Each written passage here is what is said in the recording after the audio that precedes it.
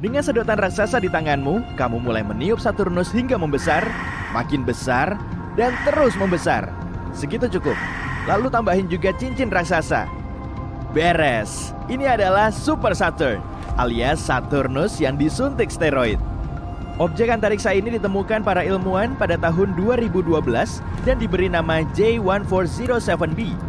Para astronom masih belum tahu banyak soal planet ini, mungkin raksasa gas, mirip Jupiter atau Saturnus di tata surya kita. Kalau memang begitu, berarti permukaannya nggak padat, dan saat menapakkan kaki di situ, kamu akan jatuh sampai ke intinya. Tapi planet ini mungkin termasuk katai coklat, yang berada di tengah-tengah planet besar dan bintang. Objek semacam ini harus cukup berat agar bisa melakukan reaksi termonuklir, seperti yang terjadi di dalam bintang. Tapi, kekuatan reaksi katai coklat belum mampu membuatnya bersinar dan memancarkan panas. Terlebih dulu kita perlu ngebandingin ukuran dan berat J1407b ini dengan bumi. Kalau ditimbang, bumi kita akan seberat 6 kali 10 pangkat 21 ton. Diameter planet kita sekitar 12.700 km. Sekarang, lanjut ke Jupiter, planet terbesar di tata surya. Diameternya 11 kali lipatnya bumi, dan beratnya 318 kali lipat. Kalau Jupiter menjadi ember, kita bisa masukin 1321 bumi ke dalamnya. Dan ini dia planet utama kita kali ini, Super Saturn. Ukurannya hampir 20 kali lipatnya Jupiter, dan beratnya 6.360 kalinya bumi. Planet ini punya cincin yang sangat besar, dan kalau berada di tata surya kita, cincinnya akan membentang sampai setengah kali jarak bumi ke matahari. Dan kalau Super Saturn ini menggantikan Saturnus asli kita, cincinnya bisa diamati dengan mata telanjang karena ukurannya lebih besar dari bulan purnama. Diperkirakan proses pembentukan cincin ini sama seperti cincin Saturnus kita. Menurut salah satu teori, cincin ini berasal dari sisa satelit yang pernah berada di area tersebut. Orbitnya nggak stabil, dan seiring berjalannya waktu, satelit ini hancur oleh gaya pasang surut kuat dari planet yang dikelilinginya. Serpihan kecil yang dihasilkan kemudian menempati posisinya sendiri di orbit raksasa dan saling berbenturan seperti sedang di blender. Setelah beberapa saat, cuma ada partikel debu dan es yang bergerak di sekitar planet raksasa ini. Teori lain menyatakan, cincin ini muncul setelah satelit bertabrakan dengan asteroid atau satelit lain. Kemudian, blender gravitasi menjalankan tugasnya hingga mengubah puing ini menjadi cincin. Sebagian ilmuwan berpendapat, cincin ini terbentuk secara bersamaan dengan planetnya. Jadi, materi tersebut hanyalah sisa nebula planet yang berupa awan gas, puing antariksa, dan debu. Semua materi tadi mungkin menyusut dan memadat hingga membentuk planet. Kita cuma bisa menebak-nebak soal asal-muasal cincin Super Saturn ini.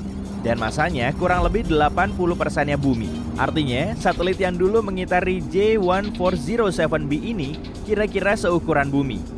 Di sela-sela cincin ini juga terdapat celah, dan menurut ilmuwan, di situ kemungkinan ada satelit Super Saturn.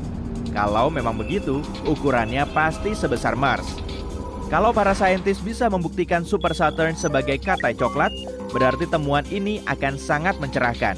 Mereka bisa melihatnya menua. Katai coklat seharusnya kehilangan energi dan perlahan memudar. Setelah energinya habis, katai coklat akan berubah menjadi katai hitam dan kita akan sulit membedakannya dengan lubang hitam. Kita belum pernah menemukan katai hitam di alam semesta karena pembentukannya perlu waktu selama triliunan, bahkan kuadriliunan tahun. Alam semesta kita masih sangat muda. Dari bintang yang muncul saat alam semesta lahir sampai sekarang pun, belum ada yang melewati fase katai hitam. Salah satu objek tertua di alam semesta adalah katai putih ini, yang namanya lumayan panjang, WD0346+246.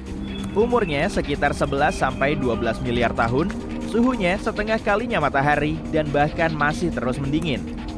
Katai putih ini harus melewati waktu sampai 10 pangkat 16 tahun lagi untuk berubah jadi katai hitam. Sedangkan alam semesta kita masih berumur sekitar 1,4 kali 10 pangkat 10 tahun. Para ilmuwan meyakini katai hitam baru akan ada sekitar 10 pangkat 26 tahun lagi sambil memakan materi gelap. Setelah itu, proton atau partikel terkecilnya akan mulai rusak. Kemudian, katai hitam akan menguap begitu saja. Proses ini akan berlangsung selama 10 pangkat 50 tahun. Tapi kalau protonnya tetap utuh, nasib katai hitam ini akan sangat berlainan. Dalam 10 kali 10 pangkat 1500 tahun lagi, katai hitam akan menjadi bintang besi. Sederhananya, bintang ini adalah bola meriam di luar angkasa. Bola besi ini bisa bertahan sampai miliaran kali lebih lama dari seluruh alam semesta, hingga tiba-tiba berubah menjadi lubang hitam. Jadi, proses pembentukan katai hitam sangat panjang. Bintang biasa akan melewati waktu yang sangat panjang untuk menua seperti ini. Tapi, Super Saturn, kalau memang berupa katai coklat, mungkin lebih mendekati kondisi ini. Saturnus yang disuntik steroid ini bukan satu-satunya planet aneh di alam semesta kita. Ada Gliese 436b yang terdeteksi menggunakan metode transit. Transit terjadi saat planet bergerak di antara bintang induk dan bintang pengamat. Posisinya agak mirip seperti gerhana bulan. Planet ini 4 kali lebih besar dari Bumi dan 22 kali lebih berat. Hampir seperti di Neptunus, air di sini terbilang eksotis. Wujudnya padat tapi bukan es. Suhunya sekitar 270 derajat Celcius. Air di bumi menguap pada suhu 100 derajat Celcius. Tapi di Gliese 436b, airnya tetap padat karena tekanan di situ sangat ekstrim. Ilmuwan mengamati kalau atmosfer planet ini menguap keluar angkasa, sehingga ada awan raksasa yang melingkar di sekitarnya. Awan ini terus bergerak di orbitnya, menghasilkan ekor planet yang terlihat seperti komet. Cancri punya materi berharga yang nilainya lebih besar dari semua uang di bumi kita. Seisi planet ini dihiasi berlian. Luas Cancri sekitar 2 kali lipatnya bumi dan beratnya 8 kali lipat. Planet ini nggak berputar, cuma satu sisinya yang selalu mengarah ke bintang induknya. Suhu permukaannya hampir 2 kali lebih tinggi dari suhu api yang terbakar. Dan karena bintang induknya mengandung banyak karbon, planet ini juga punya banyak karbon. Tekanan dan suhu intens membuat karbonnya berubah menjadi grafit dan berlian. Tapi, jarak planet ini 40 tahun cahaya dari bumi.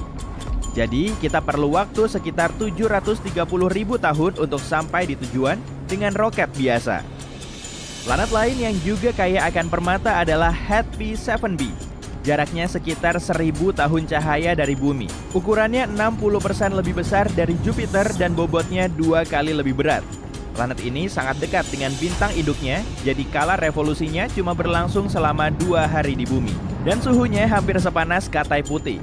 Pada sisi malam planet ini, kamu akan melihat awan misterius. Menurut perkiraan para ilmuwan, awan ini banyak mengandung bahan korundum, atau zat pembentuk batu rubi dan safir. Hujan permata super mewah mungkin turun di situ. WASP-12b, termasuk planet tergelap yang pernah ditemukan. Hanya salah satu sisinya yang menghadap ke bintang induk. Permukaannya sangat gelap, hingga mampu memakan sekitar 94% cahaya. Jadi, wujudnya kelihatan mirip lubang hitam. Sang bintang memanaskan planet ini hingga materinya terus menguap. Kemudian, gravitasi bintang yang kuat bisa menarik awan ke dalamnya sampai terbentuk cakram. Tapi jawarannya justru planet TRES-2b, sebagai planet tergelap yang pernah kita tahu. Planet ini bisa menyerap 99% cahaya yang datang dari bintangnya, sehingga menelan lebih banyak cahaya daripada batu bara. 1% cahaya yang tersisa menjadi merah karena terpantul oleh sang raksasa gas. Dari jauh, planet ini terlihat mencekam. Salah satu planet tertua di alam semesta adalah PSRB 162026b dan umurnya sekitar 12,7 miliar tahun. Artinya, planet ini terbentuk sekitar 1 miliar tahun setelah Big Bang. Umurnya sangat tua dan malahan 2 bintang induknya sudah berevolusi. Salah satunya menjadi katai putih dan yang satunya lagi menjadi pulsar yang berputar hampir 100 kali setiap detik. Suasana pagi di planet ini pasti sangat cantik. Dan sekarang, sistem bintang ini bergerak menuju klaster padat bintang yang mungkin akan menyebabkan tabrakan. Jadi, nasib planet ini nggak diketahui. Kepler 438b menjadi salah satu planet yang paling mirip dengan bumi. Ukurannya cuma 12% lebih besar dan berada di zona Like-Huni bintang induknya. Nggak terlalu mepet ataupun terlalu jauh. Area ini sangat pas, sehingga airnya nggak menguap karena panas dan tidak berubah menjadi es karena dingin. Planet ini mungkin mampu menunjang terbentuknya kehidupan dan di masa depan mungkin akan jadi rumah baru bagi kita. Tapi kita perlu menempuh perjalanan selama 470-an tahun untuk sampai ke situ. Itu pun dengan kecepatan cahaya. Dan menurut hukum fisika, kecepatan sengebut itu gak akan bisa ditempuh. Mari kita bayangkan umat manusia menghadapi ancaman besar dari luar angkasa. Bayangkan ada gurita raksasa pemakan planet datang ke tata surya kita untuk memakan Venus, Mars, Bumi, Jupiter, dan planet-planet lainnya, kecuali Saturnus. Karena itu manusia memutuskan untuk pindah ke planet besar yang punya cincin raksasa. Untungnya kita sudah punya teknologi keren yang memungkinkan untuk melakukan perjalanan tersebut. Maka kita masuk ke pesawat raksasa, lepas landas dan terbang ke Saturnus. Kehidupan di planet itu sendiri mustahil karena tidak ada tanah yang solid. Pesawat tidak akan bisa mendarat di sana. Saturnus merupakan bola gas raksasa yang 9 kali lebih besar dari bumi. Untuk membandingkan ukurannya, kita bisa pakai koin 5 sen dan bola bisbol. Atmosfer planet ini sebagian besar terdiri dari hidrogen dan helium. Jadi, jika mulai mendarat, pesawat kita tidak akan pernah mencapai daratan yang kokoh. Dan semakin rendah, semakin tinggi tekanan yang akan dialaminya. Akhirnya, pesawat akan hancur. Karena itu, kita cuma punya satu pilihan, yaitu cincin-cincin Saturnus. Cincin Saturnus terdiri dari partikel-partikel es dan batuan berukuran raksasa, sedang dan kecil, yang terbang mengelilingi planet gas raksasa itu dengan kecepatan luar biasa. Cincin Saturnus terbentuk dari komet-komet yang melintas.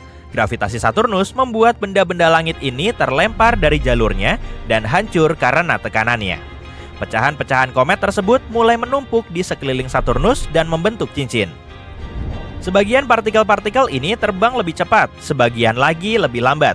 Yang paling dekat dengan planet ini adalah cincin D, diikuti oleh cincin C dan B. Lalu ada celah besar yang disebut divisi Cassini. Cincin A, F, G, dan E berada di belakangnya. Klasifikasi ini sangat memudahkan untuk membuat peta cincin. Jadi orang-orang mendekati cincin-cincin itu tapi tidak berani mendarat di atasnya. Pertama, mereka mengirim kapsul uji coba dengan robot untuk menjelajahi area tersebut. Robot-robot itu memilih lokasi yang cocok di cincin E. Faktanya, jarak antara bebatuan cukup jauh dan pesawat bisa dengan mudah terbang ke sana. Di sana terdapat partikel-partikel kecil, batu-batu besar sebesar rumah, dan komet-komet sebesar gunung. Robot pertama terbang ke batu besar dengan kecepatan tinggi. Pada saat itu, sebuah batu seukuran bola bisbol menembus tubuh robot. Robot lainnya hancur di antara dua batu besar yang bertabrakan. Robot ketiga terjebak dalam hujan es yang tajam dan hancur.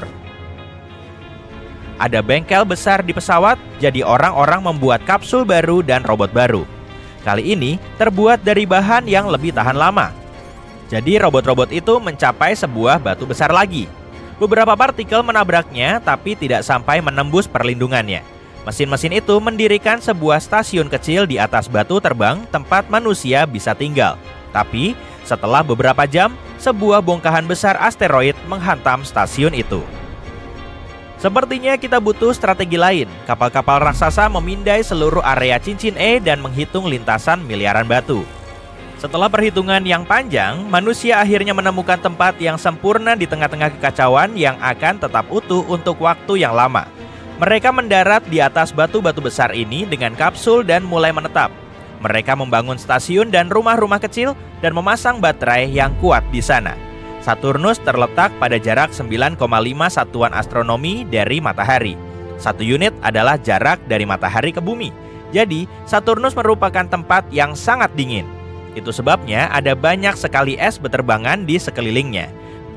Tapi, bagaimana cara mendapatkan energi untuk memanaskan semuanya? Jumlahnya terlalu sedikit untuk kapal-kapal besar. Selain itu, panel surya tidak efektif di sini karena jaraknya yang sangat jauh dari matahari. Oleh karena itu, para ilmuwan menciptakan cara untuk menghasilkan energi kinetik dari batu terbang. Ini seperti kincir angin, ketika angin menggerakkan kipas, gerakan ini diubah menjadi energi. Jadi, para insinyur membangun panel yang mengumpulkan tenaga dari batu yang bergerak. Tapi, panel ini tidak memperlambat kecepatan batu karena gravitasi Saturnus terus menggerakkannya. Dengan demikian, manusia mendapatkan sumber energi yang hampir tak terbatas. Beberapa stasiun luar angkasa memiliki tanaman dan pohon yang menghasilkan oksigen melalui fotosintesis. Hanya saja, alih-alih sinar matahari, tanaman mendapatkan energi dari ultraviolet. Kemudian, orang-orang mengisi tangki-tangki besar dengan oksigen dan membawanya pulang. orang-orang mulai menempati cincin yang berdekatan. Kamu tidak perlu menggunakan banyak bahan bakar untuk berpindah dari satu tempat ke tempat lain. Kamu bisa mendarat di atas batu, menghitung rutenya, dan menunggu batu itu membawamu ke titik yang dibutuhkan. Kemudian, kamu bisa pindah ke batu lain dan seterusnya sampai kamu mencapai tujuan. Semakin banyak orang meninggalkan kapal dan pindah ke cincin, tampaknya hidup menjadi lebih baik, tapi masalah psikologis pun dimulai. Pergerakan konstan di ruang hampa udara membuat semua orang gila. Bayangkan hidup di komedi putar yang tidak pernah berhenti. Kamu tidak bisa berjalan ke toko kapanpun kamu mau karena selalu terbang. Tidak ada yang bisa berjalan-jalan, bahkan dengan pakaian antariksa, karena ada kemungkinan kamu akan bertemu dengan batu yang terbang dengan kecepatan tinggi. Kamu tidak bisa merencanakan apapun, karena kapan saja rencanamu bisa dihancurkan oleh bongkahan es raksasa. Komputer juga tidak membantu. Komputer tidak bisa menghitung lintasan semua benda angkasa. Batuan cenderung terpecah menjadi ratusan batuan yang lebih kecil. Selain itu, komet-komet baru melintas dan juga menjadi bagian dari cincin. Semua ini menciptakan ketidakpastian dan menimbulkan rasa cemas pada manusia. Selain itu, di cincin itu gelap, dingin, dan sangat sepi. Bayangkan kamu sedang membangun pangkalan di atas sebuah benda angkasa, tapi sahabatmu mendarat di objek lain yang jaraknya beberapa kilometer jauhnya.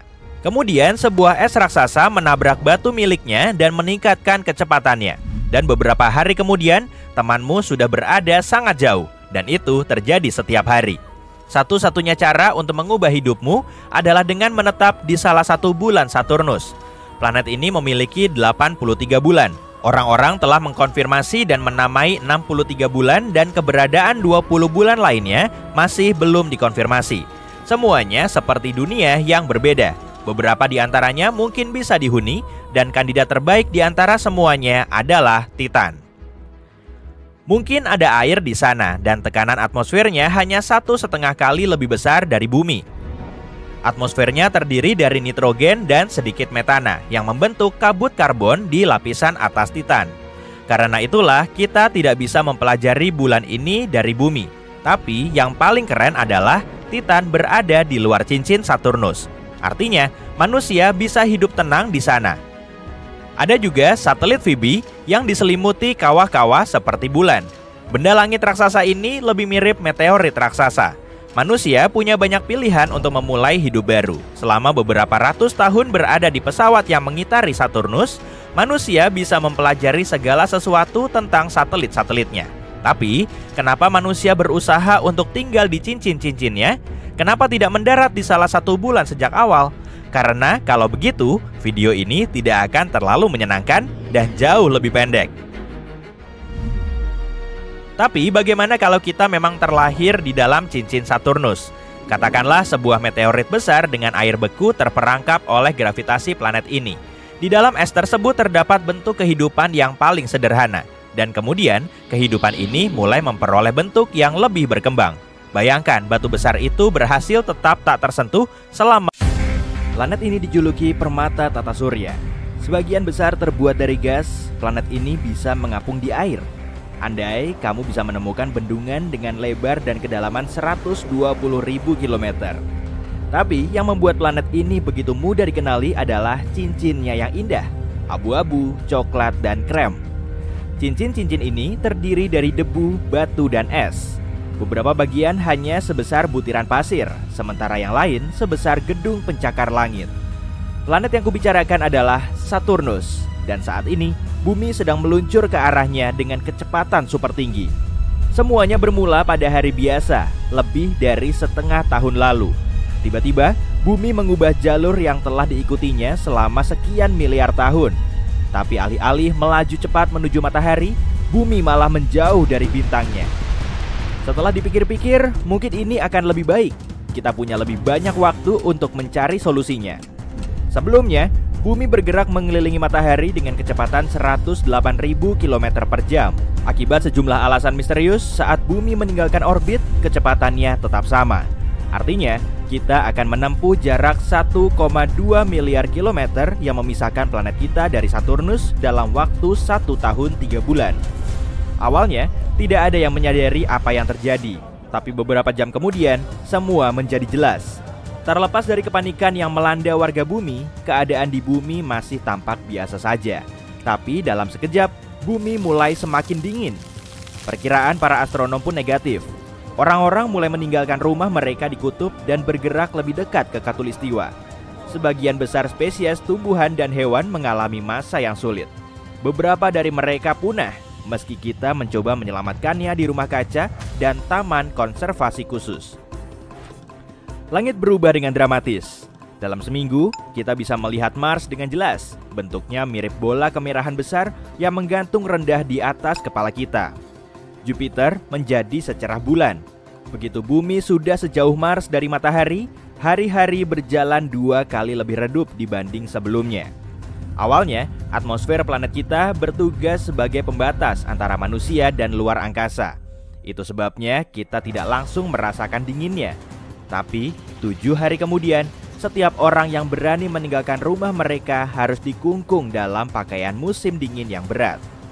Pada saat itu, suhu sudah turun menjadi minus 98 derajat Celcius. Suhu bahkan makin dingin setelah planet kita melewati Mars dan bergegas menuju sabuk asteroid. Dalam perjalanan kita sejauh ini, sabuk asteroid adalah wilayah yang paling berbahaya.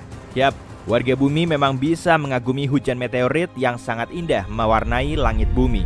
Tapi, beberapa benda langit berhasil menembus atmosfer bumi. Objek-objek ini terhempas ke tanah, meratakan gunung, dan meninggalkan kawah raksasa. Tsunami dan gempa bumi pun terjadi. Saat ini, sebagian besar planet termasuk lautan telah berubah menjadi gurun es. Terjadi kelangkaan makanan dan sumber daya alam. Kami telah membangun kota dan terowongan bawah tanah untuk menghubungkannya. Ilmuwan bumi bekerja siang dan malam untuk menemukan jalan keluar dari situasi ini. Jika tidak, inilah yang akan segera terjadi. Makin dekat planet kita ke Saturnus, planet bercincin ini akan muncul di cakrawala dan bentuknya akan makin besar. Tak lama, Saturnus akan bersinar lebih terang daripada bulan purnama. Bola besar berwarna coklat kekuningan akan terlihat bahkan pada siang hari. Tapi itu akan terlihat sangat indah pada malam hari. Alih-alih tidur, jutaan orang menghabiskan waktu berjam-jam memandangi Saturnus tumbuh makin besar. Suatu hari, jarak kedua planet ini akan menjadi sama dengan jarak Bumi dan Mars dahulu. Cakram Saturnus akan berukuran sekitar 1/4 bulan purnama. Cincinnya akan sebesar 2/3 satelit alami kita. Tak lama berselang, kecepatan planet kita akan mulai meningkat akibat pengaruh tarikan gravitasi Saturnus. Planet bercincin ini 9 kali lebih lebar daripada Bumi dan masanya hampir 100 kali lebih besar. Itulah sebabnya, alih-alih bergerak dengan kecepatan 46 km per detik, kita akan melesat di luar angkasa dengan kecepatan hampir 64 km per detik. Itu 2.400 kali kecepatan mobil rata-rata. Gravitasi Saturnus akan memengaruhi bulan lebih besar dibanding Bumi. Dalam waktu singkat, satelit alami kita ini akan hilang. Bulan akan terlempar ke luar angkasa, kemungkinan besar menuju orbit elips mengelilingi matahari. Jika Bumi tidak menabrak Saturnus dalam waktu terdekat, suatu hari bulan bisa berpapasan dengan planet kita lagi. Sayangnya, reuni ini tidak akan berakhir baik. Tapi apa yang terjadi di sisi Saturnus? Saturnus adalah salah satu planet terbesar di tata surya, nomor 2 setelah Jupiter. Meski cincin yang mengelilingi planet ini sangat besar, ukurannya terbilang pipih. Tebalnya kurang dari 2 km. Meski begitu, cincin utamanya cukup besar untuk membentang dari Bumi ke bulan. Tapi bagaimana planet ini mendapatkan perhiasan yang menakjubkan ini? Di luar tepi luar cincin utama A, B, dan C, ada sesuatu yang para astronom sebut sebagai cincin F. Selain usianya yang sudah beberapa juta tahun, cincin ini adalah yang paling aneh. Cincin yang terus bergeser ini terbentuk dari bahan es dan amat sangat rumit. Lekukan, putaran, dan gumpalan bahan yang lebih cerah membuatnya tampak seperti kepangan. Saturnus punya lebih dari 50 bulan yang telah dikonfirmasi. 2 di antaranya adalah Pandora dan Prometheus, mengapit cincin F di kedua sisi. Mereka bergerak di luar dan di dalam cincin ini, dan bertindak layaknya gembala. Mereka menggiring partikel es menjadi pita setebal 96 km. Tapi kenapa kedua bulan Saturnus ini melakukan tarian seperti ini? Belum ada yang tahu. Yang para ilmuwan tahu adalah saat cincin Saturnus berevolusi, materi es mengumpul dan membentuk moonlet atau bulan kecil. Beberapa di antaranya tumbuh dan berubah menjadi bulan terbesar di Saturnus. Tapi 2 di antaranya bertabrakan. Begitulah cincin misterius F muncul. Jika bulan kecil hanya terdiri dari partikel es kecil, tabrakan luar angkasa hanya akan membentuk cincin tanpa ada sisa yang lain. Tapi bulan kecil ini memiliki bebatuan padat yang tetap utuh dan berubah menjadi Pandora dan Prometheus. Kita belum punya bukti bahwa Saturnus pernah bertabrakan dengan objek angkasa besar lain. Bumi kita mungkin yang pertama. Tapi sebelum menabrak planet itu, kita harus melewati cincinnya, termasuk cincin F. Dan tidak, planet kita tidak akan menerobos dengan mudah begitu saja. Cincin Saturnus terbuat dari partikel-partikel kecil. Gravitasi bumi akan menarik beberapa di antaranya keluar dari orbit setelah kita lumayan dekat. Ini akan menghasilkan rangkaian panjang batu yang akan mencapai planet kita. Dan nanti, saat kita melesak masuk, awan partikel es akan terseret di belakang bumi. Tapi ini tidak akan cukup kuat untuk menghilangkan cincin Saturnus sepenuhnya. Cincin ini akan terus mengitari planetnya, tapi orbitnya akan berubah dan menjadi lebih memanjang. Pita bebatuan yang indah pun akan hilang. Seiring waktu, cincin-cincin itu mungkin bisa terbentuk lagi. Tapi bumi tidak akan memberi kesempatan seperti itu. Tabrakan dengan planet kita tetap akan membuat Saturnus terluka. Jika masih ada kemungkinan untuk mengintip ke langit, orang-orang bisa melihat cincinnya hilang satu persatu, tapi tidak lama. Dalam waktu singkat, bongkahan batu terbesar akan mulai menghantam permukaan planet kita, menyelimuti tanah bumi yang tak berpenghuni dengan kawah-kawah. Dalam skenario terburuk, bumi bahkan mungkin bertabrakan dengan salah satu dari sekian banyak bulan Saturnus. Tapi mari bayangkan, kita berhasil melewati area ini dalam keadaan utuh.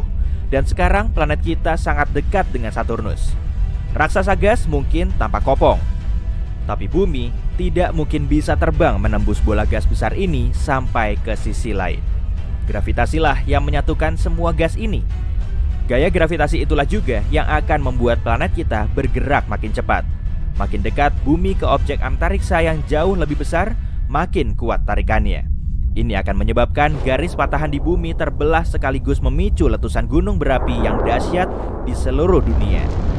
Kemudian, dengan kekuatan yang sangat besar, planet kita akan menabrak Saturnus. Atmosfer bumi akan terkompresi, menyebabkan kenaikan suhu yang dramatis dan cepat. Dan dalam waktu singkat, udara akan terbakar.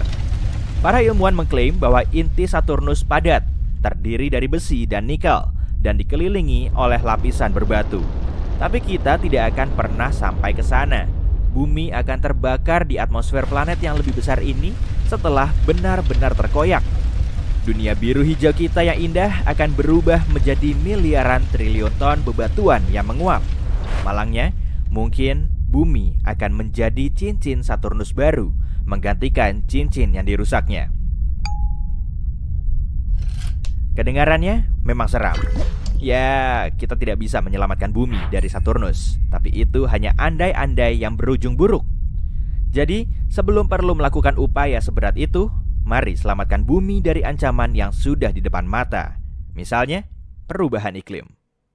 Saat ini kamu sedang dalam perjalanan luar angkasamu mengelilingi bintang dan seisi galaksi. Waduh, nebula warna-warni ini pasti akan segera runtuh oleh beratnya sendiri, kemudian meledak seperti supernova. Selalu hati-hati ya saat kamu mengelilingi lubang hitam, pokoknya jangan sampai terjebak oleh medan gravitasinya, supaya monster luar angkasa ini nggak menelanmu bulat-bulat. Bentar-bentar, kayak ada struktur aneh deh. Oh, rupanya itu ada tembok yang bersinar terang, dan kalau kamu amati lebih dekat, titik terangnya itu sebetulnya merupakan galaksi, dan di dalamnya ada sekitar 100.000 galaksi. Bima Sakti aja punya sekitar 100 miliar bintang, jadi tembok ini diperkirakan punya 1 kuadriliun atau 10 pangkat 15 bintang seperti matahari. Struktur raksasa ini disebut South Pole Wall dan lokasinya sekitar 500 juta tahun cahaya dari bumi. Jarak bintang terdekat kita, Proxima Centauri aja cuma sekitar 4,2 tahun cahaya. Dan waktu tempuhnya kurang lebih selama 73.000 tahun dengan roket. Jadi, perjalanan menuju South Pole Wall kemungkinan akan jauh lebih lama dari umur tata surya kita. Dalam skala kosmik pun, ukuran tembok ini sangat besar, diameternya sekitar 1,37 miliar tahun cahaya, sedangkan diameter Bima Sakti cuma 100.000 tahun cahaya. Tapi kita nggak bisa mengamati tembok ini meski dengan teleskop tercanggih. Galaksi Bima Sakti telah menghalangi pandangan kita dengan cahaya kuatnya, sampai-sampai tembok ini nggak bisa kita lihat. Hal yang sama juga terjadi kalau kamu mengamati langit berbintang di kota besar, polusi cahayanya akan menghalangi penglihatan. Meski begitu, para ilmuwan bisa mendeteksi objek jumbo ini dengan metode pergeseran merah. Semua objek di alam semesta ini terus bergerak dan mengembang setelah terjadi Big Bang miliaran tahun yang lalu. Nah, saat galaksi bergerak, gelombang cahayanya akan berubah. Dengan mengukur perubahan ini, para saintis bisa tahu jenis objek dan proses pergerakannya. Dan ternyata ukuran tembok ini masih kalah besar dari tembok besar Hercules Corona Borealis. Superstruktur galaksi terbesar ini berdiameter sekitar 10 miliar tahun cahaya atau kurang lebih 10% dari seluruh alam semesta yang teramati. Tembok ini juga punya gugus galaksi dan kita bisa mendeteksinya saat terjadi semburan sinar gamma. Peristiwa ini ditandai dengan adanya gelombang elektromagnetik paling benderang di alam semesta. Dari jarak bertahun-tahun cahaya pun fenomena ini masih bisa teramati. Semburan ini sangat jarang terjadi dan di Bima Sakti aja cuma berlangsung tiap jutaan tahun sekali. Kalau kita ngelihat banyak semburan singkat di tempat yang sama, berarti di situ terdapat banyak objek mirip Bima Sakti. Jadi, di luar angkasa ada banyak galaksi. Di alam semesta juga ada grup kuasa raksasa atau Huge LQG yang diameternya sekitar 4 miliar tahun cahaya. Satu foton cahaya akan menempuh waktu hingga seumur bumi kita cuma untuk menjelajahi seluruh strukturnya. Bobot struktur raksasa ini kurang lebih 6,1 kuintiliun kali lebih berat dari matahari dan sejauh ini para saintis telah nemu hingga 73 kuasar di dalamnya. Inilah beberapa objek paling unik di alam semesta. Dan ini merupakan inti aktif galaksi. Di pusat kuasarnya terdapat lubang hitam supermasif yang bisa melahap materi di sekitarnya. Gaya gravitasi super kuat akan menerbangkan materi di sekitar lubang hitam hingga membentuk cakram. Kemudian, cakram ini akan berubah menjadi sumber radiasi paling kuat di luar angkasa. Nah, sebagai gambarannya, kekuatan radiasi dari satu kuasar aja bisa mencapai puluhan hingga ratusan kali lipat dari seluruh bintang di galaksi kita. Karena radiasinya sangat kuat, kita bisa mendeteksi kuasar dari kejauhan. Makanya, objek ini juga dijuluki sebagai suar semesta. Ilmuwan mengamati kuasar untuk menganalisis alam semesta dan pergerakannya. Salah satu kuasar terjauh dari bumi berjarak sekitar 13,1 miliar tahun cahaya. Umurnya juga termasuk yang tertua di alam semesta. Kuasar ini mulai terbentuk sekitar 690 juta tahun setelah Big Bang dan sudah berumur hampir 3 kali lebih tua dari tata surya kita. Cahayanya masih sangat benderang, yaitu sekitar 4 kali 10 pangkat 14 kali lebih terang dari matahari. Menurut para ilmuwan, di bagian pusatnya terdapat lubang hitam supermasif yang bobotnya sekitar 800 juta kali lebih berat dari matahari. Struktur raksasa ini hanyalah blok konstruksi di alam semesta kita. Coba amati baik-baik ya, ini tata surya kita. Terus kita perkecil dikit, ada bintang induk kita di galaksi Bima Sakti. Perkecil lagi, di sini ada grup lokal dan semua titik terang ini menjadi galaksinya. Lalu ada Andromeda, dan ini galaksi Triangulum beserta puluhan galaksi kecil lain yang terhubung oleh gravitasi. Diameter struktur ini sekitar 10 juta tahun cahaya atau 100 kali lebih panjang dari galaksi kita. Oke, kita perkecil lagi ya. Dan di sini ada super gugus Virgo yang diameternya 20 kali lebih panjang dari grup lokal. Di dalamnya ada sekitar 30.000 galaksi dan total masanya sekitar 1 kuadriliun kalinya massa matahari. Kita perkecil lagi yuk. Di sini ada super gugus Laniakea yang ukurannya 3 kali lebih besar. Di situ juga ada super gugus Virgo dan sejumlah gugus kecil lain. Jumlahnya kurang lebih 100.000 galaksi dan ini masih belum selesai loh. Jadi kita perlu memperkecil lagi gambar ini. Di sini ada kompleks supergugus spesies Cetus yang menaungi sekitar 60 gugus galaksi. Jadi jumlah galaksi di dalamnya lebih banyak dari butiran pasir di gurun luas. Selanjutnya ngapain lagi nih? Perkecil lagi dong. Nah, inilah alam semesta kita yang teramati. Di sini ada lebih dari 500 miliar galaksi dan sekitar 1 sekstiliun bintang. Alam semesta yang teramati juga punya struktur sendiri. Bentuk gugus galaksi menyerupai rantai dan tembok kayak struktur tadi. Tapi untaian ini terpisah oleh area kekosongan absolut bernama void. Dan di sini nggak ada materi sama sekali. Jumlah molekulnya juga lebih sedikit daripada di ruang kosong. Salah satu void ini juga dikenal sangat misterius dan kita sering menyebutnya sebagai super void Eridanus atau titik dingin. Objek ini mulai muncul sekitar 380.000 tahun setelah Big Bang, ukurannya mendekati 1 miliar tahun cahaya dan void ini bisa menampung ratusan hingga ribuan galaksi dengan triliunan bintang. Sebagian ilmuwan memperkirakan titik dingin ini mungkin telah dihasilkan dari peristiwa tabrakan dahsyat di alam semesta. Ada juga teori yang nyebutin kalau alam semesta kita menyerupai gelembung yang berisi tembok dan rantai galaksi. Kalau jumlah gelembung ini sampai tak terhingga, kemungkinan kita akan punya dunia paralel atau semesta lain. Gelembung semesta kita dulunya pernah berdekatan dengan gelembung lain. Dindingnya saling bersentuhan dan kedua semesta ini saling menyatu selama beberapa waktu. Tapi kemudian semesta itu terus bergerak. Area di dekat kedua gelembung tersebut terus menipis hingga sambungannya rusak, lalu kedua gelembung ini semakin terpisah. Saat itulah alam semesta lain mengambil sebagian materi dari gelembung kita. Semua galaksi yang dulunya mengisi super void Eridanus beralih ke semesta paralel. Dan para ilmuwan meyakini kalau kita bisa menembus ke gelembung semesta lain. Tapi kalau kita melintasi semesta cuma dengan terbang langsung, waktu tempuhnya pasti akan sangat lama. Jadi kita perlu menggunakan portal atau lubang cacing. Gini nih caranya. Ada selembar kertas dengan titik A di sini dan titik B di sebelah sini. Di sini kita nggak perlu melintas dari titik A ke B, tapi cukup ngelipet kertasnya aja sampai titik A berhimpitan dengan titik B. Kemudian kita perlu bikin lubang kecil untuk memintas jalan dan mempersingkat waktu. Sebagian saintis juga meyakini jalan pintas ke alam semesta lain berada di lubang hitam. Tapi gimana cara kita bertahan di lubang hitam setelah jatuh ke dalamnya ya? Nah, kita perlu milih lubang hitam yang cukup besar. Jadi intinya, gravitasi memiliki peranan penting. Kalau kamu jatuh di lubang hitam, efek gravitasinya akan semakin terasa saat jarakmu cukup dekat. Semakin mepet akan semakin kuat, kemudian gaya gravitasi yang mengenai kepalamu akan jauh lebih kuat dari gravitasi di kakimu, hingga akhirnya tubuhmu akan memanjang seperti spaghetti. Tapi kalau kamu jatuh di lubang hitam supermasif seperti yang ada di pusat galaksi, gaya gravitasinya akan naik secara perlahan. Masanya bisa jutaan kali lebih berat dari matahari atau bahkan lebih. Tapi gaya gravitasi di kepala dan kakimu kurang lebih sama dan kamu masih bisa ngerasa nyaman. Kalau kamu bisa bertahan setelah jatuh di lubang hitam supermasif, kamu bisa sampai di alam semesta lain. Hukum fisika di sana juga mungkin akan berlainan, tapi sejauh ini semua itu masih teori. Lubang hitam mengoyak bintang-bintang raksasa. Bintang pulsar berputar luar biasa cepat dan memancarkan energi yang kuat. Nebula warna-warni dengan kembang api bintang yang baru. Galaksi dengan berbagai warna dan ukuran. Semua ini ditemukan dalam jagat raya kita. Tapi jagat raya tidaklah tanpa batas. Semesta punya batas, semacam dinding, dan di luarnya ada ketiadaan mutlak.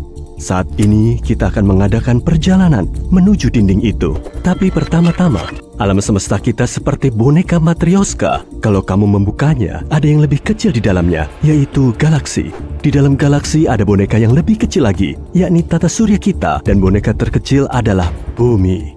Masing-masing boneka ini punya batas yang akan kita lewati. Untuk itu, kita butuh pesawat antariksa yang besar.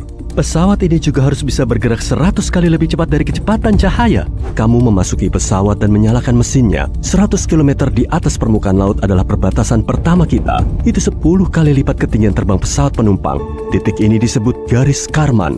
Garis ini memisahkan atmosfer bumi dengan luar angkasa. Sekarang kita terbang lebih jauh menuju tepi tata surya. Kita menyalakan mode hyperdrive dan terbang melintasi Mars, Jupiter, Saturnus, Uranus, dan Neptunus. Kita menempuh jarak 100 unit astronomi. 1 UA setara jarak dari bumi ke matahari. Dan inilah batas tata surya kita, heliosfer. Di sini, kecepatan angin surya turun dengan cepat. Pertama, angin turun dari 1.000.000 kilometer per jam menjadi setara kecepatan suara. Lalu ada lapisan yang disebut heliopause. Disinilah angin surya hampir lenyap. Lalu, pesawat kita mengalami gelombang haluan. Disinilah kita merasakan angin antar bintang yang bertabrakan dengan batas tata surya kita. Saat melewati batas ini, kamu berada dalam kegelapan ruang antar bintang. Dan di sini, kamu bisa menemukan 2 objek buatan manusia yang melakukan perjalanan ini untuk pertama kalinya dalam sejarah, Voyager 1 dan Voyager 2. Voyager 1 melintasi perbatasan itu pada tahun 2004. Voyager 2 melakukannya di tahun 2007. Probe antariksa ini mengungkap bentuk heliosfer tidak bulat sempurna di sekeliling matahari. Batas selatannya 10 UA lebih dekat ke matahari dibanding batas utaranya. Nah, kita sedang bergerak di ruang antar bintang dan akan segera mendekati dinding batu di sekeliling tata surya kita. 200.000 UA ke depan, dan inilah dia. Dinding batu ini adalah awan Oort. Sebenarnya, ini adalah kumpulan asteroid yang mengelilingi dunia kita. Para ilmuwan berspekulasi awan Oort mungkin adalah sumber komet dan meteorit yang jatuh ke bumi. Tapi batuannya sangat jarang sehingga kita bisa terbang dengan mudah di sela-selanya. Sekarang kita berada dalam kegelapan total. Lebar Bima Sakti sekitar 106.000 tahun cahaya. Akan butuh miliaran tahun untuk menempuh jarak itu dengan roket konvensional. Tapi kamu terbang dengan kecepatan maksimal. Dengan piawai, kamu melewati berbagai bintang dan planet seolah-olah berada di arena balap. Dan dalam beberapa menit kamu sampai di tepi galaksi kita. Tidak ada lagi angin antar bintang. Yang kamu lihat hanya titik-titik terang di kejauhan. Titik-titik ini adalah galaksi besar. Kita harus melihat peta untuk membuat rute ke ujung alam semesta. Kamu ada di sini, di dekat galaksi Bima Sakti. Ini adalah bagian dari gugusan galaksi yang dinamakan Super Gugus Laniakea. Objek raksasa ini seperti jalan kecil di kota besar. Kalau diperkecil, kita akan melihat Super Gugus Centaurus Hydra. Ribuan galaksi di peta tampak seperti titik-titik kecil. Zoom out sampai maksimal. Inilah alam semesta kita yang bisa diamati. Kita mengira alam semesta tanpa batas, tapi kita mungkin punya bukti bahwa alam semesta ada batasnya. Di sini, 10 miliar tahun cahaya jauhnya dari rumah kita. Meski kamu bepergian dengan kecepatan cahaya, perjalanan ke sana akan butuh waktu 2 kali lebih lama dibanding umur planet kita. Selama masa itu, matahari akan memudar atau meledak seperti supernova, menghancurkan seluruh tata surya kita. Dan kalau kamu bisa berumur sepanjang itu lalu kamu pulang, kamu tidak akan bisa melihat galaksi kita lagi. Galaksi kita sudah lama bertabrakan dengan Andromeda dan telah melebur menjadi satu objek kosmik besar. Untunglah pesawatmu bisa membelokkan ruang waktu, sehingga perjalanan ini hanya butuh waktu beberapa detik saja. Boom!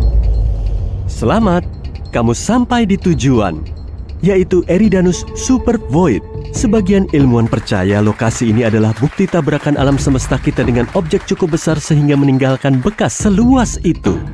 Eridanus Super Void adalah ruang kosong dan dingin seluas 1 miliar tahun cahaya. Jika kamu membayangkan ruang hampa ini sebagai cangkir, maka cangkir itu paling tidak bisa menampung 10.000 galaksi. Dan ruang ini muncul setelah kecelakaan berskala raksasa. Objek yang menabrak alam semesta kita adalah alam semesta lain. Ya, alam semesta lain mungkin saja ada. Bayangkan seluruh alam semesta kita sebagai gelembung raksasa yang berisi semua gugusan galaksi dalam alam semesta yang bisa diamati. Mungkin jumlah gelembung seperti itu tak terbatas dan mungkin saja terbentuk selama Big Bang.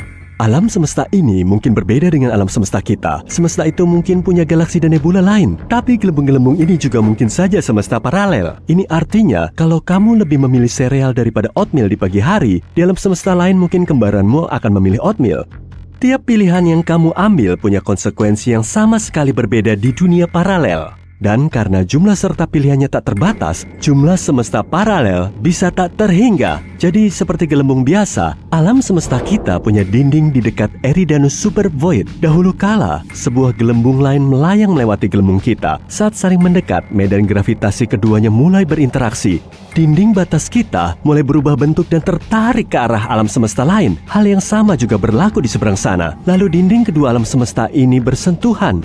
Tapi saat gelembung bergerak, koneksi tadi mulai putus. Dan semesta lain mengoyak sepotong besar alam semesta kita. Ruang hampa dingin terbentuk di lokasi tabrakan. Dan itulah Eridanus Super Void.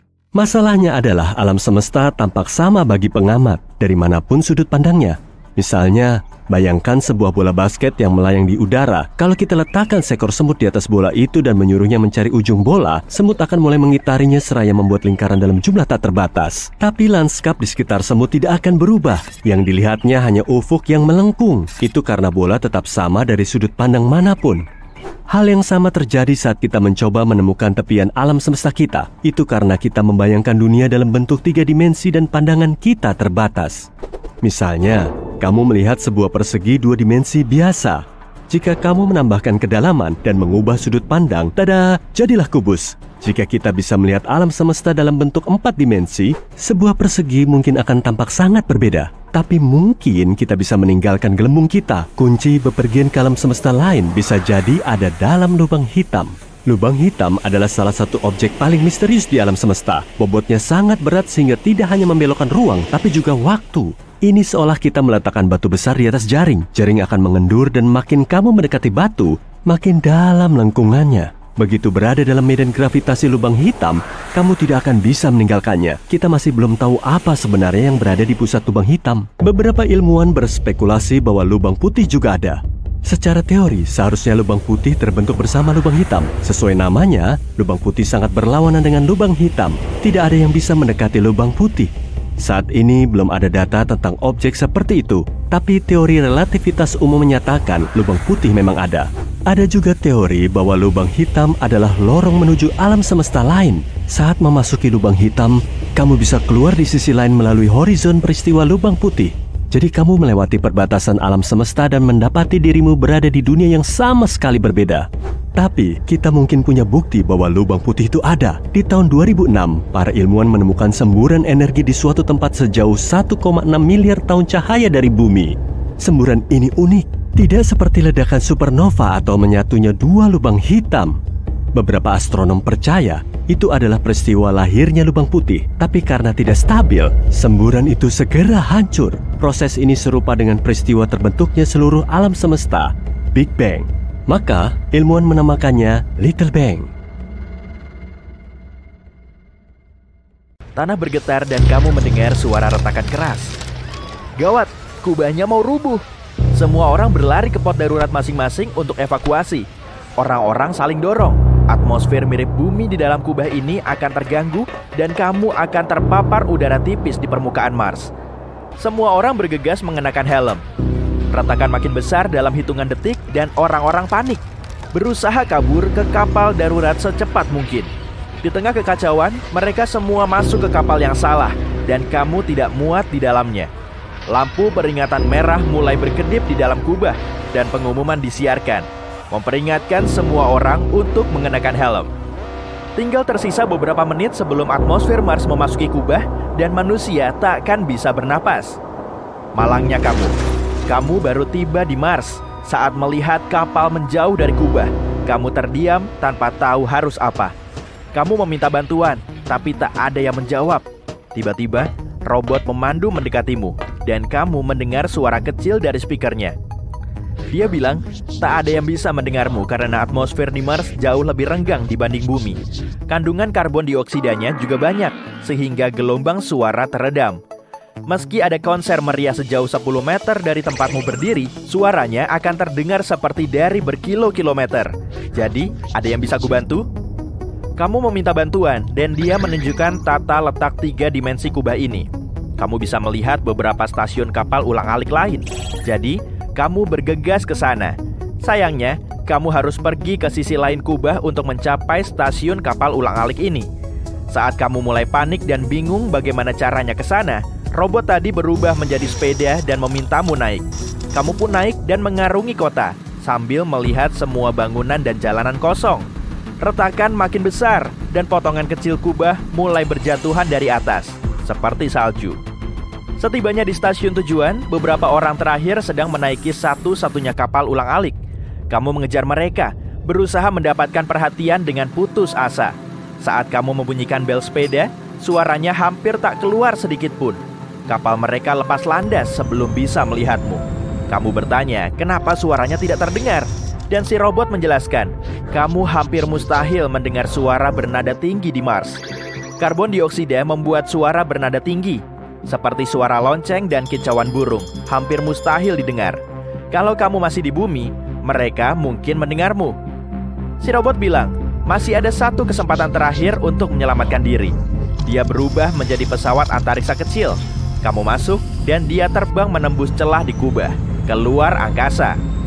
Gerakannya super cepat, jadi kamu akan pulang ke bumi dalam waktu singkat.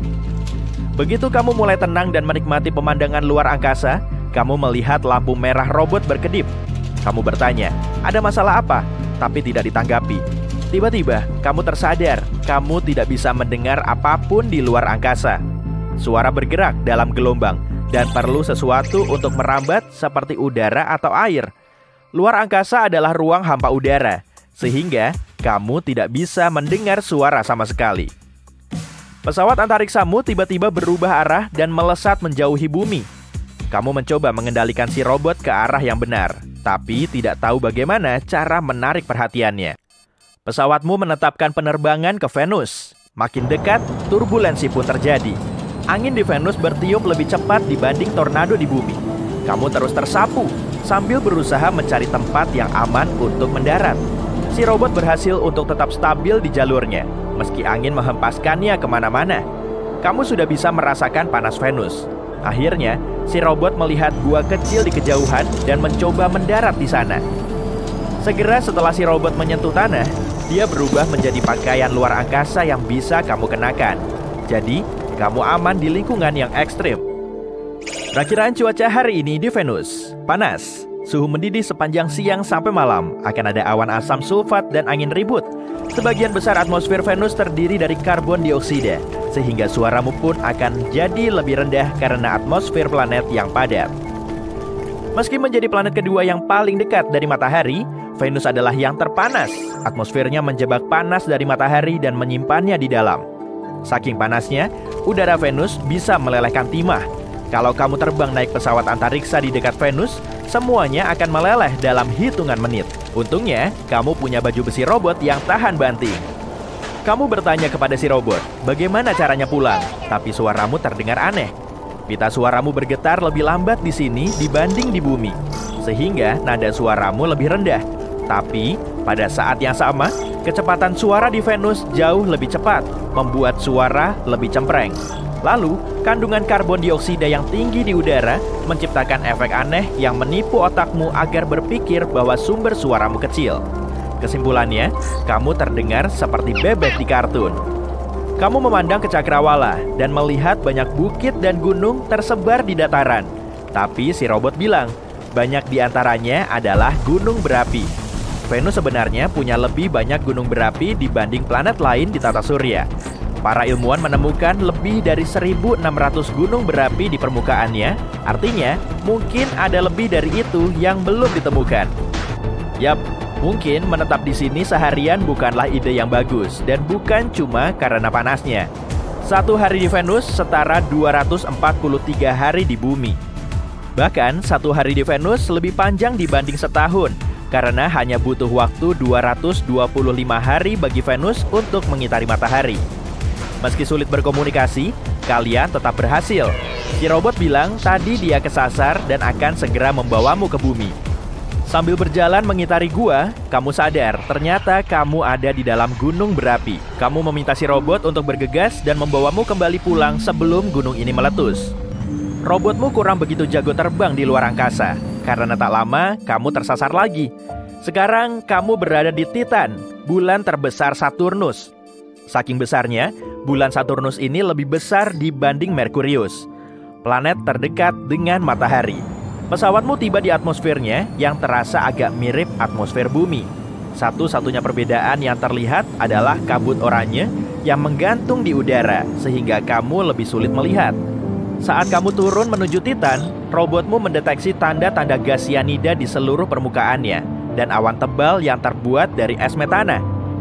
Kamu mendarat di tempat yang lembut dan kembali meminta si robot membawamu pulang ke bumi. Setidaknya, kali ini kamu tidak kepanasan. Si robot berubah lagi dan mulai memindai lingkungan. Atmosfer di sini sekitar 60% lebih padat dibanding bumi. Berjalan di sini terasa seakan melewati kolam sirup maple. Ada kandungan nitrogen yang sangat tinggi di udara, jadi semua suara terdengar sangat mirip dengan di bumi. Kamu bilang ke si robot, kamu ingin sekali pulang sekarang, tapi suara yang keluar seperti teriakan keras yang serak. Ini karena Titan punya lebih banyak nitrogen dibanding bumi, dan karena suara merambat sedikit lebih lambat. Untungnya, kalian berdua masih bisa saling paham. Si robot bilang dia perlu menyerap lebih banyak energi dari panel surya sebelum lepas landas lagi. Jadi, kamu memutuskan berkeliling. Titan adalah satu-satunya objek di tata surya yang punya badan cairan tetap seperti sungai, danau, dan laut di permukaannya. Kamu kini paham kenapa si robot tersesat, mengingat betapa miripnya Titan dengan bumi. Titan bahkan punya siklus cair dengan hujan, penguapan, dan pengembunan. Tapi ini bukan air seperti di bumi. Cairan utama di sini adalah metana. Para ilmuwan berpikir mungkin ada aktivitas vulkanis di sini. Tapi alih-alih lava panas cair, yang dimuntahkan adalah air. Planet-planet lain seperti Mars punya es di puncak gunungnya dan bukti air di bawah permukaannya. Tapi tak ada yang semirip bumi dibanding Titan. Beberapa ilmuwan meyakini bulan ini bisa menjadi rumah kita berikutnya miliaran tahun dari sekarang. Suhu matahari akan meningkat saat itu, sehingga atmosfer bumi tidak dapat dihuni lagi. Pada saat itu, suhu dingin Titan akan cukup untuk menciptakan lautan yang stabil dan menopang kehidupan. Si robot akhirnya mengumpulkan listrik yang cukup untuk terbang, sehingga kamu bisa pulang. Kamu merindukan percakapan normal dengan suara yang tidak terdengar seperti karakter kartun lagi. Kamu sedang duduk di kursi pesawat menuju konferensi astronomi penting saat matamu menangkap objek besar di luar jendela yang menghalangi cahaya matahari. Kopi di mulutmu seketika muncrat dan penumpang lain ikut terpana menatap keluar. Objek itu punya cincin mirip Saturnus. Dan gara-gara kejadian ini, pesawatmu yang tadinya terbang ke Jepang malah mendarat di California. Setelah turun dari pesawat, kamu menatap ke langit lagi. Sejumlah objek mirip planet raksasa melayang-layang di atas sana. Orang-orang di sekitarmu mulai mengambil foto sambil keheranan. Tiba-tiba, bola api besar jatuh di dekat bandara. Mereka semua langsung kelimpungan mencari tempat berlindung. Dan untungnya, objek itu jatuh di tengah landasan, jadi nggak memakan korban jiwa. Meski begitu, landasan pacu di situ menjadi rusak dan nggak bisa mendaratkan pesawat. Mereka semua saling berhimpitan agar tetap merasa aman. Tak lama kemudian, objek lain mulai bermunculan di langit. Komunikasi langsung mati dan terputus karena objek besar ini telah menghancurkan semua satelit. Menurut beberapa peneliti yang kebetulan ada di situ, objek ini merupakan planet dari tata surya yang jaraknya sejauh bulan. Merkurius dan Venus kelihatan kecil seperti satelit, tapi Saturnus berukuran paling jumbo di langit kita. Setelah kamu mengungkapkan identitasmu sebagai astronom, para peneliti itu malah mengajakmu untuk ikut dalam perjalanan menuju Antartika, tepatnya menuju stasiun observatorium di Kutub Selatan. Mereka perlu bantuan astronom untuk menyingkap misteri ini. Kamu pun mulai naik kapal menuju Antartika dan mengikuti koordinat yang ditentukan. Gelombang lautnya kok kuat banget ya? Padahal gak ada badai dan matahari bersinar cerah. Setelah berhari-hari mengarungi lautan, kamu sampai di pantai benua Antartika. Kemudian, kamu melanjutkan perjalanan dengan naik mobil salju menuju stasiun Kutub Selatan Amundsen Scott. Di tempat ini, kamu dan timmu akan mendalami fenomena yang terjadi. Tapi rupanya, kamu nggak mengantisipasi cuaca ekstrim di sini, meskipun di pertengahan tahun. Sesampainya di stasiun tujuan, kamu langsung disambut oleh rekanmu yang berlarian sambil membawa dokumen. Mereka terus nyerocos soal planet yang mengorbit atmosfer kita. Sesaat kemudian kamu sudah tiba di ruang konferensi dan ketua peneliti langsung menjelaskan persoalannya. Satu persatu planet di tata surya kita mulai mepet ke bumi sampai sejajar dengan bulan. Tapi mereka belum bisa menjelaskan penyebab dan prosesnya. Venus telah sampai terlebih dulu, kemudian disusul Saturnus yang makin dekat. Jarak bulan kurang lebih sejauh 386.000 km dari bumi. Satelit alami kita ini bisa mempengaruhi pasang surut air laut dan samudra dengan gaya gravitasinya. Pasang surut air bisa diamati karena densitasnya lebih rendah dari daratan.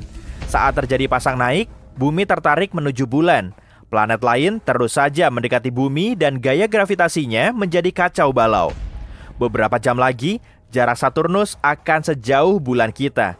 Kamu langsung menuju teleskop besar untuk mengamati semua planet itu. Pesawat dan helikopter nggak bisa terbang dengan lancar karena nggak punya teknologi radar yang mumpuni. Oh, lihat tuh, Mars juga makin mendekat. Kamu diberitahu kalau gelombang pasang semakin sering terjadi dan sejumlah negara kepulauan mulai tenggelam. Untungnya, para penduduk sudah dievakuasi terlebih dulu. Bersamaan dengan Mars yang mendekat, Neptunus juga ikut merapat.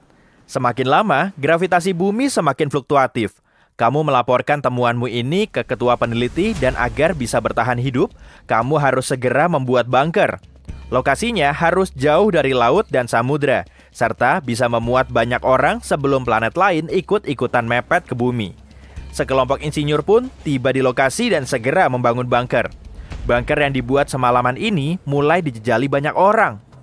Setelah beberapa saat, planet yang merapat semakin banyak.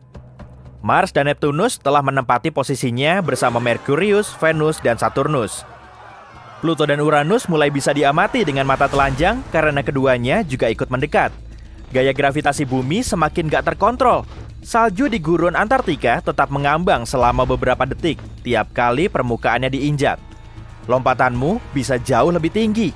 Malam harinya juga nggak sepekat biasanya. Cahaya matahari yang terpantul dari seluruh planet lebih kuat dari cahaya bulan. Akibatnya, satelit alami kita ini jadi sangat redup. Setelah kamu amati lagi, kumpulan komet dan meteorit berterbangan di dekat atmosfer kita. Sebagiannya juga menabrak Mars dan Neptunus. Kita bisa menyaksikan semua fenomena ini dari bumi. Puing-puing ruang angkasa juga mulai memasuki atmosfer bumi. Tapi kok aneh ya, semua planet malah mengorbit Saturnus. Setelah ngecek perhitunganmu, kamu bisa tahu kalau posisi semua planet telah sejajar dengan orbit Saturnus. Karena massa planet ini paling berat di antara semua planet di tata surya kita. Cincin Saturnus terbuat dari partikel es dan ukurannya bervariasi.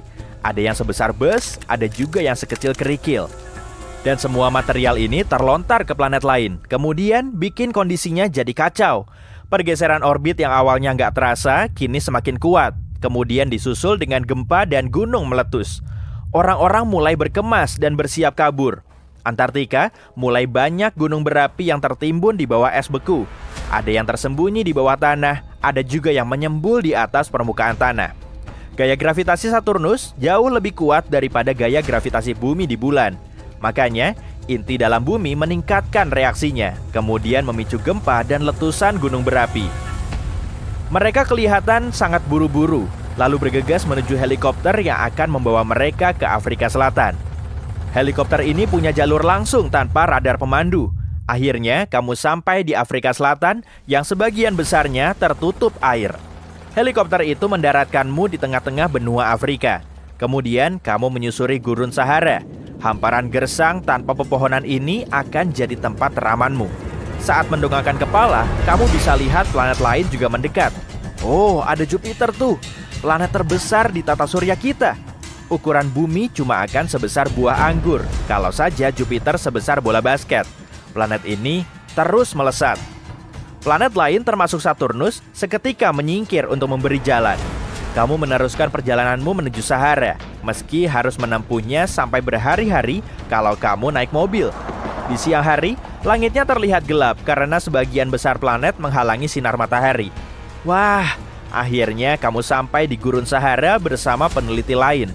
Ajaibnya, seluruh kota di situ telah dibangun cuma dalam 1 bulan saat planet-planet itu mulai muncul.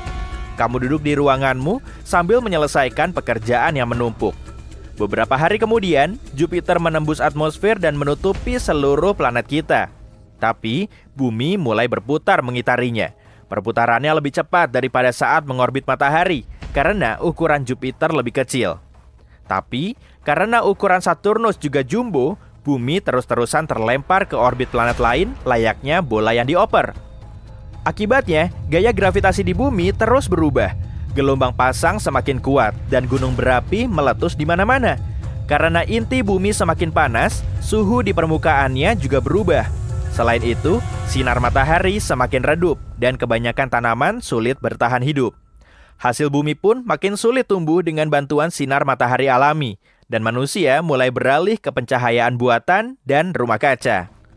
Perjalanan udara dan ruang angkasa nggak bisa dilakukan. Stasiun luar angkasa internasional rusak parah, Begitupun dengan satelit yang mengorbit ruang angkasa. Akibatnya, ponsel dan internet nggak berfungsi lagi. Gravitasi juga makin kacau. 6 bulan kemudian, umat manusia mulai bisa hidup secara normal. Tapi banyak hal yang telah berubah.